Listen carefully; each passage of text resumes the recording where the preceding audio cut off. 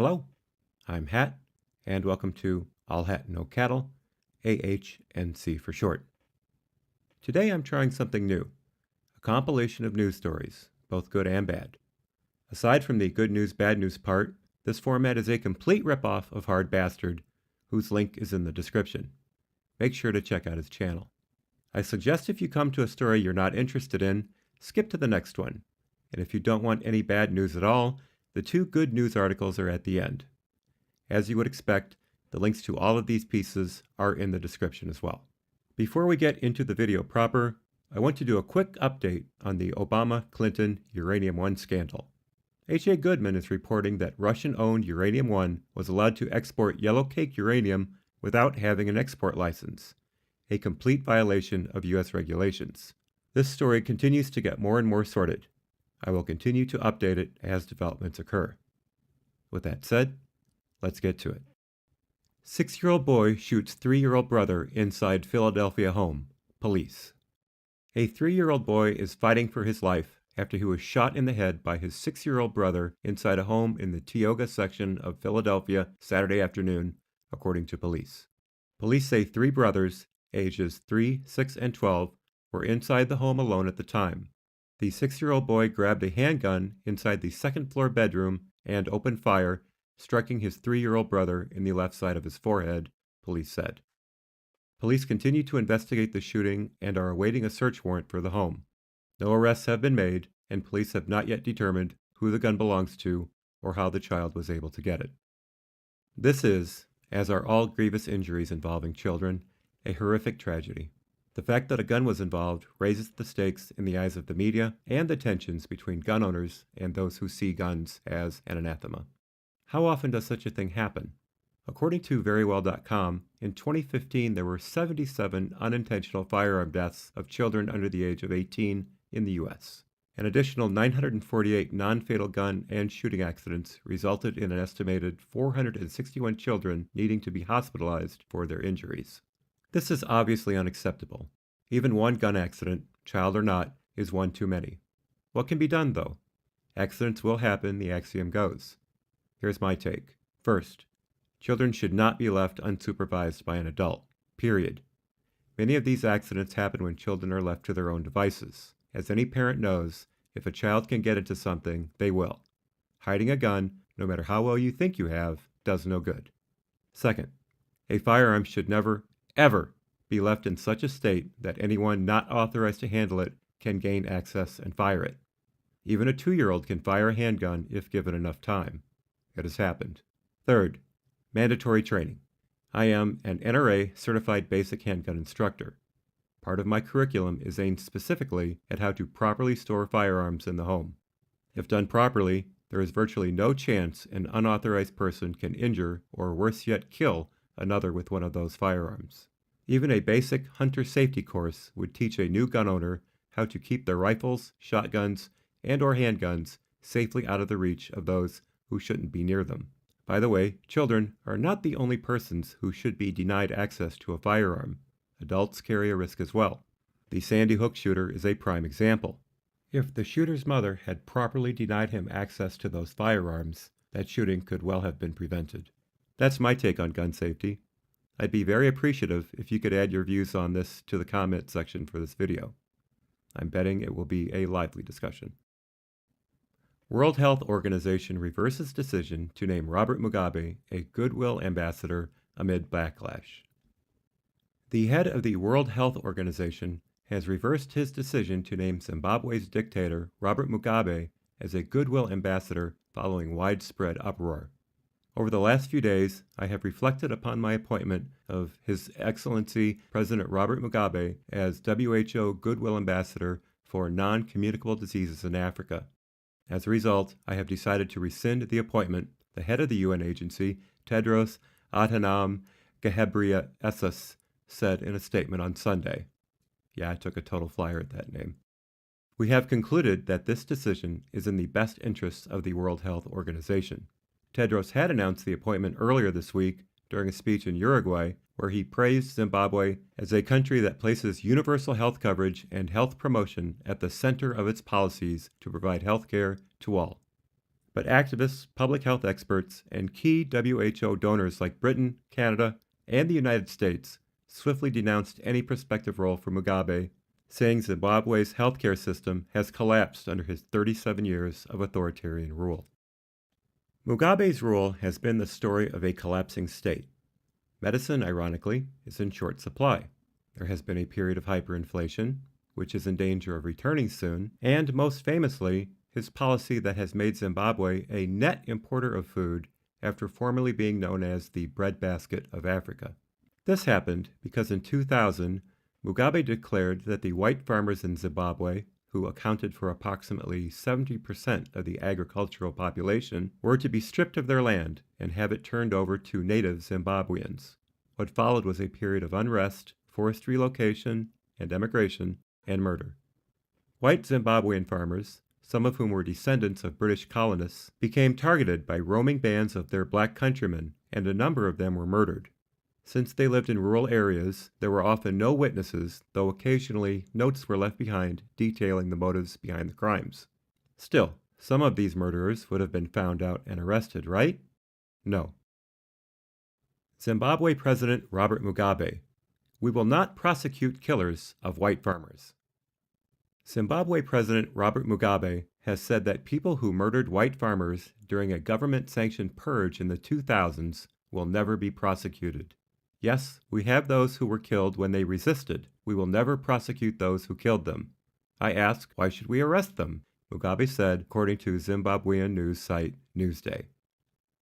This is the man the World Health Organization picked to be a goodwill ambassador.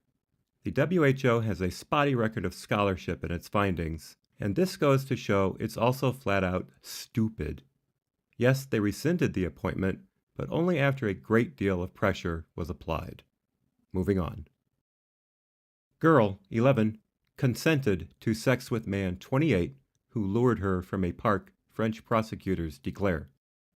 A shocking court decision that declared an 11-year-old girl consented to sex with a man, 28, has sparked outrage in France. Prosecutors deem the child had engaged in consensual sexual relationship with the man, leading to immediate backlash from children's rights groups. The case centered on allegations the man lured the girl from a park in the northern Paris suburb of, I can't pronounce that, to his nearby home. The local news outlet reported the man allegedly raped her. The girl's family said she was paralyzed by fear and unable to defend herself. But in a decision that's prompted anger, prosecutors decided there was no violence, no constraint, no threat, and no surprise on the part of the man to justify the charge of rape. Essentially, they judged that she had consented to the sexual encounter because she was not physically forced into the act, the local reported. Rights group La Voix de l'Enfant said in a statement, the question of consent or its absence should never even be asked when it comes to rape victims or minors. This ruling led me to believe that France has no minimum age of consent. After all, the prosecutor's office explicitly stated the child consented. So what else could one conclude? There's one problem. France does have a minimum age of consent, and it's 15. From Wikipedia. The age of consent in France is 15 as specified by Article 227-25 of the Penal Code, which reads, the fact of the commission without violence, constraint, threat, or surprise of a sexual offense by an adult on the person of a minor under 15 years of age is punished by 5 years imprisonment and a fine of 75,000 euros. I see no possible explanation for this decision by the court.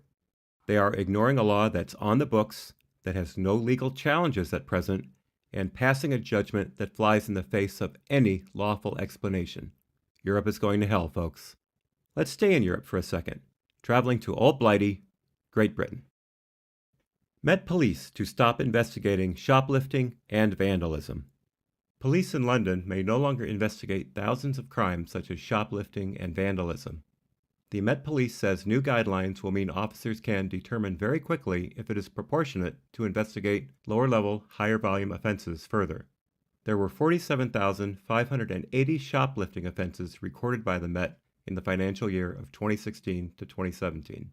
As the force bids to save £400 million, Deputy Assistant Commissioner Mark Simmons said the Met had to work with fewer officers and less money with the crime assessment policy introduced to help prioritize resources.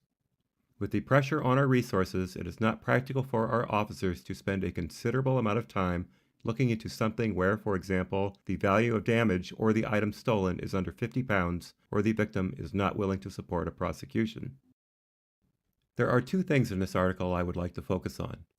First, with a cutoff of 50 pounds, this new policy now gives anyone carte blanche to rip off a shop a small amount or paint a racial slur on a front door.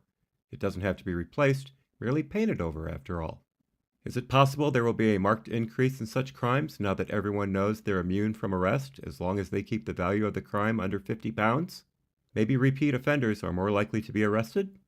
I certainly hope so. The second part of the article I'd like to look at more closely is the figure given for what the department has to save from its previous budget. 400 million pounds, or just under $530 million. That's an incredible amount to cut. Maybe the savings will go towards finding and tracking the 400 returning ISIS fighters who have returned to London recently and who have been lost track of? No, I don't think so. Here's why. Hate crime on social media sites like Twitter and Facebook to be dealt with as seriously as real-world offenses. Crown Prosecution Service policy statements have been updated to take account of the mounting number of cases sparked by abuse in cyberspace. The revised documents cover different strands of hate crime, racist and religious, disability and homophobic, biphobic and transphobic. They say hate crime can be perpetrated online or offline, or there can be a pattern of behavior that includes both. The internet and social media in particular have provided new platforms for offending behavior. The CPS says it will prosecute complaints of hate crime online with the same robust and proactive approach used with offline offending. Prosecutors should also understand the changing nature of platforms and their policies for taking down material while being alert to the needs to identify originators as well as amplifiers or disseminators. Yep, in the UK, online speech is as actionable as a face-to-face threat. The now famous Count Dankula case, in which a man was arrested in Scotland for saying "Sieg Heil" to his girlfriend's pug while it does a Nazi salute, or Roman salute if you prefer, on a Facebook video, something he trained the dog to do as a joke, is as prosecutable as punching someone in the face. The YouTuber Goodfella, replace the G with a 6 in the username, has also been arrested for online hate speech. Note as well the phrase originators as well as amplifiers or disseminators. In other words, you could be arrested for a simple retweet. Not scary in the least, is it? I wonder if so-called Islamophobic instances being on the increase have anything to do with this extraordinary scrutiny on online offending. Nah. Speaking of Islam, that leads us into the first of the good news. ISIS terror accounts closed by Westpac Bank. A Daily Telegraph investigation can reveal Westpac has closed accounts linked to extremist group Brothers Behind Bars after discovering the funds were being used to aid terrorists. Brothers Behind Bars claims to raise $2,500 Australian dollars a week for dozens of Australian terrorists and their families, including ISIS-affiliated extremist Sulaiman Khalid and Oscar Sukaria, who was jailed for foreign incursion offenses. It also rallied to free Malad al-ahmadzai from prison after he was jailed for 18 years for shooting up a gay nightclub in Western Sydney in 2013. BBB's main bank account was closed by Westpac last month, but the Daily Telegraph has discovered funds are still being raised in private chat rooms on Facebook using other personal bank accounts and fund transfer giant PayPal. If you've watched my series on Muslims and their activities in Australia, go to my Muslims playlist if you haven't, and you should. The fact that there are organizations in Oz that provide aid to ISIS terrorists should be of no surprise to you. These activities are not uncommon, but the Australian authorities are doing a pretty good job of keeping things from getting as bad as, say, Britain or France. One such way is putting tight restrictions on immigration. Australia's Muslim population is right around 2% of the total number of the general population.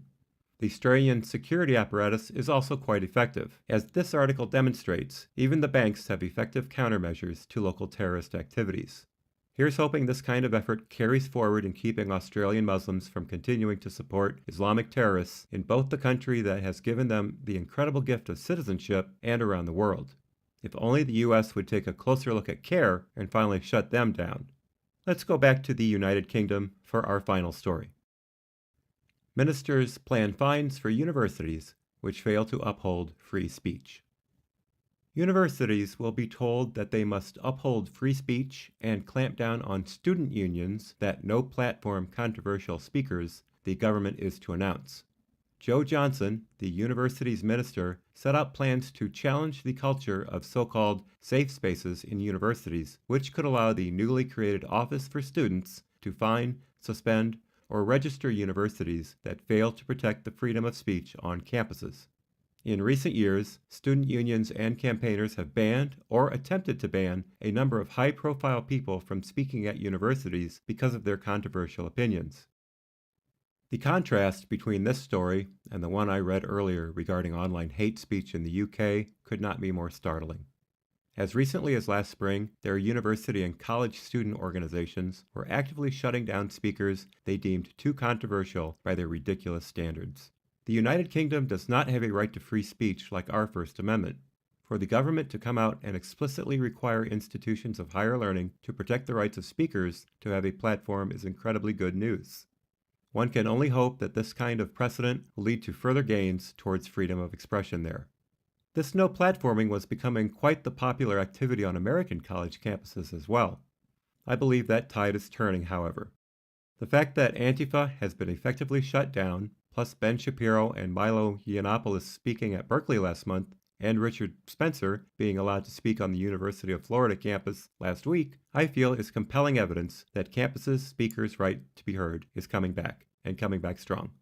Here's hoping. There you have it. Please let me know in the comments what you think of this idea. Hate it, love it, or indifferent, your opinion matters, at least to a point. Of course, feel free to send me stories you'd like to see. My Twitter account is always open. I'm also on Minds.com and Gab, and you can find a number of my videos on BitChute. Links in the description. That's all for now. Until next time, be well, and as always, thank you for your attention.